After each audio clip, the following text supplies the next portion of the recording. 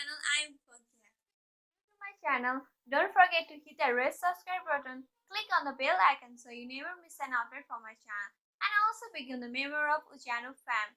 Today we are going to learn how to verify your Wattpad account from mobile. So now let's get started. As soon as you sign up for Wattpad, you can see your home page. And in home page, in below you can see verify your email to complete the sign up process.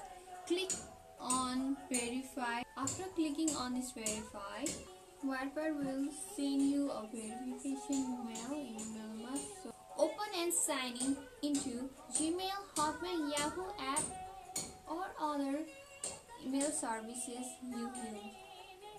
After signing in, you can see you have received a mail from Wattpad for the verification of your Wattpad account. Click this mail. After clicking this mail, you can see click on orange "This is me" button. Now again, when you open your Wattpad app,